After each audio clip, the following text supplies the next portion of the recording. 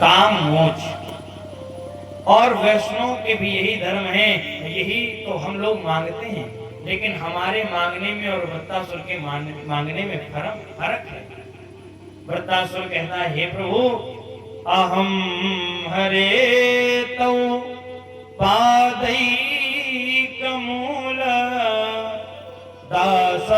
दासानुदासो भविता स्म भूया मना स्मरेता सुखतैर्गुणास्ते गणीति वाक् कर्म करो तुकाया। वृत्तासुर कहता है, हे प्रभु, मैं आपका दास भले ही ना बन सकूं, क्योंकि इतनी मुझमें पात्रता नहीं है, मैं इतना योग्य नहीं हूं।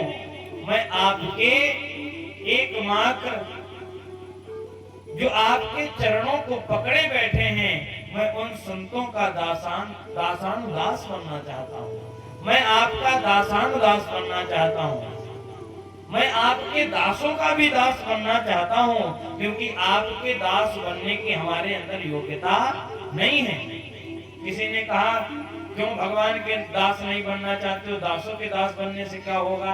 कहा, देखो, किसी व्यक्ति की बिजली अगर करंट मारे तो जिसके करंट मारा हो तुम उसको छू लो तो तुम्हारी भी उतनी जोर करंट मारेगी। ऐसे ही भगवान के चरण कमलों को जो भक्त पकड़े बैठे हैं और हम उन भक्तों के चरणों को पकड़ लेंगे तो हमारा कल्याण हो जाएगा। अष्टम स्कंध में ये बात सिद्ध होती है। गज और ग्राह की आप लोगों ने कथा सुनी होगी। हाथी और मगर की लड़ाई हुई, झगड़ा हुआ और उसमें बुलाया हाथी ने भगवान को निर्मल मन से, और भगवान आए, लेकिन उद्धार पहले मगर का किया। तो किसी ने भगवान से पूछा कि प्रभु, बुलाया हाथी ने, लेकिन मगर का आपने पहले उद्धार क्यों किया? तो भगवान कहते हैं, देखो भैया, जो भक्त मेरा है वो तो मेरा है ही, लेकिन जो मेरे भक्तों के चरण कमलों को जो पकड़ लेता है उसका उद्धार मैं पहले करता हूँ। इसलिए वृत्तासुर कहता है, हे प्रभु, मैं आपका दासानुदास बनना चाहता हूँ। हे प्राणनाथ, मेरी एक ही प्रार्थना है, ये मन सदा आपका गुणान करता रहे, ये वाणी सदा आपके महिमा मंडित गुणगुणों का गायन करती रहे, इस शरीर से सदा आपकी सेवा का कर्म बनता रहे। और वैष्णवों के 4 पुरुषार्थों में से यही एक परम धर्म है। अब अर्थ कौन सा सुनिए। अर्थ क्या मांगा, धन क्या मांगा? वृत्तासुर कहता है, हे प्रभु, मुझे इस संसार का राजा नहीं बनना है, मुझे इस पूरी पृथ्वी का अधिपति नहीं बनना है। नानाक पृष्ठम ना च पारमेष्ठम ना सार्वभौमम नरसाधिपत्यम ना योग सिद्धिर पुनर्भवम वा समंजसा त्वा विरहैकांक्षे। वृत्तासुर कहता है, हे निखिल सौभाग्य निधे प्रभु, ना मुझे स्वर्ग चाहिए, ना मुझे मोक्ष चाहिए, ना सार्वभौम की पदवी चाहिए, ना योग सिद्धि चाहिए। तो किसी ने पूछा, जब तुम्हें स्वर्ग और मोक्ष कुछ चाहिए ही नहीं तो भगवान से क्या चाहिए तुम्हें? तो कहता है, देखो, मुझे कुछ नहीं चाहिए, मुझे एक ही चीज चाहिए। कहा, क्या? कहा, मुझे ये संसारिक संपत्ति नहीं चाहिए। हे प्रभु, मैं आपका विरह चाहता हूँ, मैं आपकी स्मृतियों के खजाने में हमेशा मस्त रहना चाहता हूँ। हे प्रभु, मैं आपको रात दिन याद करना चाहता हूँ और याद करते करते मैं रोना चाहता हूँ। वैष्णव का तो यही धन है, हमारो धन राधा श्री राधा श्री राधा। उनका परम धर्म यही है। भगवान की स्मृति ही वैष्णव की परम संपत्ति है। और वृत्तासुर स्तुति करते हुए कहता है कि मैं भगवान को कैसे याद करूं? तो देखो, 3 उदाहरण देता है भगवान को कैसे याद करना चाहिए। ये बहुत महत्वपूर्ण बात है, इसलिए हम आपको सुना रहे हैं। कैसे भगवान को याद करें? तो वृत्तासुर कहता है अजात पच्छा इवो मातरम खगा स्तनयं यथा वत्सरा क्षुधार्था प्रियं प्रियेव व्यसुतं विशस्ना मनोरविन्दाक्ष दीद्रक्षते त्वाम्। हे प्रभु अजात पच्छा इव मातरम खगा, जैसे एक पक्षी का नन्हा सा बच्चा जब अंडे से निकलता है और घोंसले में बैठा रहता, अभी उसके पंख नहीं निकले हैं, अभी वो उड़ नहीं पाता है। जब उसके माता पिता चुगने चले जाते हैं तो जब तक माता पिता नहीं आते हैं तब तक उसे मरने का डर रहता है, कहीं कोई हमें सर्प ना खा जाए, कोई बड़ा पक्षी हमको खा ना जाए, उसे मृत्यु का डर रहता है। और वो पल पल अपने माता पिता को याद करता है, और जो ही अपने माता पिता को आते देखता है तो उसके अंदर बड़ी मिलने की उत्कंठा जाग पड़ती है, अपने छोटे छोटे पंखों को फड़फड़ाने लगता है। हे प्रभु, जैसे एक पक्षी का नन्हा मुन्ना बच्चा अपने माता पिता को याद करता है जब वो चले जाते हैं, हे प्रभु मैं भी ऐसे आपसे मिलने के लिए छटपटाऊं। किसी ने कहा ये भजन नहीं हो रहा है, ये तो स्वार्थ का भजन हो रहा है, ये तो डर का भजन हो रहा है। उसके माता पिता नहीं है इसलिए मरने का डर है, इसलिए भगवान को याद कर रहा है, और माता पिता आ जाते हैं तब इतना नहीं याद करता है। ये असली भजन नहीं है, ये तो डर का भजन हो रहा है।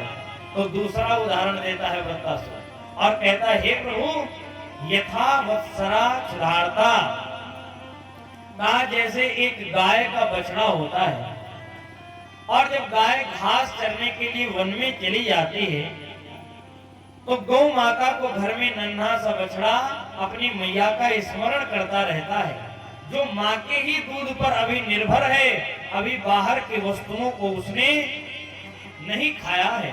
वो क्षुधातुर बच्चा जब भूखा होता है और सूर्य अस्त होने लगता है, जो जो सूर्य अस्त की तरफ चले जा रहे होते हैं और त्यों वो अपनी माँ को याद करने लगता है, क्योंकि भूख बढ़ रही है तो अपनी माँ को याद कर रहा है और उछलने कूदने लगता है। जो ही दूर से देखता है मेरी मैया आ रही है तो नाचने लगता है और उछलने लगता है, छटपटाने लगता है। कहा हे प्रभु, जैसे एक गाय का छोटा सा बछड़ा अपनी माँ से मिलने के लिए उछलता है, छटपटाता है, याद करता है, हे प्रभु ऐसे ही मैं भी आपसे मिलने के लिए छटपटाऊं, मैं भी आपसे मिलने के लिए मेरे अंदर उत्कंठा बढ़े। किसी ने कहा ये भी भजन नहीं हो रहा है, ये भजन भूख का हो रहा है। बछड़े को भूख लगी इसलिए मैया को याद कर रहा है, और जब दूध पी लेता है फिर मैया को याद नहीं करता है। ये भूख का भजन, ये स्वार्थ का भजन है। कहा कोई और उदाहरण दो। तब तीसरा उदाहरण देता है।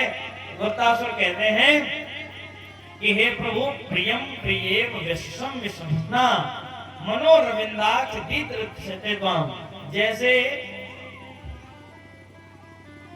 परदेश गए हुए प्रियतम को इसकी प्रिया पत्नी घर में बैठी बैठी अपने पति का प्रतिपल स्मरण करती है, हे प्रभु उसी प्रकार मैं आपको याद करूं। कैसे याद करूं? एक बार की बात, एक कन्या का विवाह हुआ और कन्या बिल्कुल भी पढ़ी लिखी नहीं थी। कुछ दिनों में उसके पति से उसकी अत्यंत प्रीति हो गई, प्रेम हो गया। पर कुछ दिनों के बाद जब पति परदेश जाने लगा तो बेचारी रोने लगी कि आप जा रहे हैं, कब लौट करके आओगे, हम आपके बिना कैसे रहेंगी, अभी हम किसी को घर में ज्यादा घुले मिले भी नहीं है, किसी को जानते भी नहीं है, हम आपके बिना कैसे रहेंगे। तो पति कहता है कि तुम चिंता ना करो, हम 10 दिन में लौट आएंगे। तो बेचारी पढ़ी लिखी थी नहीं, उसने कहा 10 दिन कितने होते हैं। तो पति ने सोचा क्या करें, तो उसने एक कोयला उठाया और दीवार पर 10 लकीरें खींच दी और कहा सुनो देवी, सुबह उठ करके तुम एक एक लाइन मिटाते जाना, और जिस दिन ये सारी लाइनें मिट जाएंगी उसी दिन मैं आ जाऊंगा। पति देव प्रदेश चले गए। अब रोज सुबह उठती है, एक लाइन मिटाती है, रोज सुबह उठती है, एक लाइन मिटाती है। अब जितनी लाइनें कम होती जा रही हैं, वो पतिव्रता पत्नी अपने पति से मिलन के लिए उतना ही उसके मन में उत्कंठा हो रही कि कितनी जल्दी मेरे पति आ जावें, कितनी जल्दी मैं अपने पति का दर्शन कर लूं। जो जो रेखाएं कम हो रही हैं, त्यों-त्यों उसके मिलने की उमंग बढ़ती जा रही है। जब एक रेखा बची तब उसका धैर्य देखिए, उसका धैर्य होने लगा। जिस दिन उसने अंतिम रेखा को मिटाया तो उस दिन उसका एक एक पल कटना मुश्किल हो गया, एक एक पल उसका वर्षों के समान बीतने लगा। अब उस घर में कोई भी काम कर रही है, भोजन बना रही, झाड़ू लगा रही है, लेकिन उसका घर में मन नहीं लग रहा है, काम में मन नहीं लग रहा, उसका उसके प्रियतम में मन लगा है कि कब मेरे, अगर दरवाजे पर खुद से होता है तो तुरंत दरवाजे पर आती है, देखती है अभी कोई नहीं आया, फिर आंगन में जाती है, फिर दरवाजे पर आती है, फिर आंगन में जाती है। एक एक पल उसका वर्षों के समान बीत रहा है। हे प्रभु, जैसे वो परदेश गए हुए प्रियतम को उसकी पत्नी याद करती है, हे प्रभु ऐसे ही मैं भी आपको याद करूं, ऐसी मुझे सामर्थ्य देना, मुझे यही धन देना, मैं आपकी स्मृतियों के खजाने में खोया रहना चाहता हूं। आपको याद करने से बड़ा कोई धन नहीं है। आपकी याद में जिसकी आंखों में आंसू आ जाएं, वो आंसू नहीं मोती होते हैं। एक महात्मा कहते हैं, जानते हो भगवान दर्शन कब देते हैं? कहा जब भजन करते हुए आपकी आंखों से इतने आंसू गिरने लगे कि वो जमीन पर गिर करके बहने लगे, तो समझ लीजिए हम भगवान को पाने के योग्य हो गए। भगवान को पाने के लिए आंसू बहाने पड़ेंगे। बहाया है, जितने भी भक्तों को देखो, भगवान, हम लोग संसार के लिए तो खूब आंसू बहाते हैं, लेकिन भगवान के लिए कभी आंसू नहीं निकलते हैं। संसार से मिलने की तो बड़ी उत्कंठा है हमारे अंदर, लेकिन भगवान से मिलने की उत्कंठा ही नहीं है, उमंग ही नहीं है, तो भगवान कैसे मिल जाएंगे? भगवान कहते हैं, मैं तो अपने भक्तों से मिलने के लिए सदैव तत्पर रहता हूँ, लेकिन मेरा भक्त ही मेरी तरफ नहीं बढ़ता है, तो मैं क्या करूं? अंतिम बात कहता है वृत्तासुर कि हे प्रभु, वृत्तासुर कहता है मेरे चाहे जितने जन्म मरण हो जाएं, मुझे मोक्ष नहीं चाहिए। मैं तो कहता हूँ चाहे जितने मेरे जन्म हो, मैं जितनी बार मरूं, मुझे उसकी चिंता नहीं है।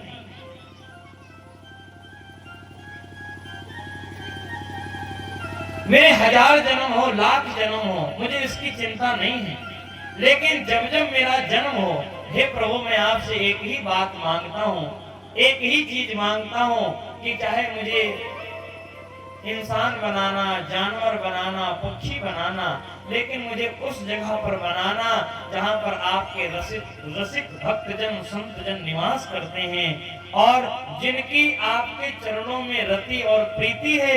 मैं ऐसे लोगों के संग में रहना चाहता हूँ। जन्म मुझे चाहे जो देना, मैं आपके स्मृतियों के खजाने में खोया रहना चाहता हूँ।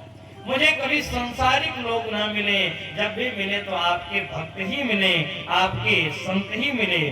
और वृत्तासुर ने इतनी बड़ी सुंदर स्तुति गाई और वो गदगद होकर के रोते हुए स्तुति गाता है।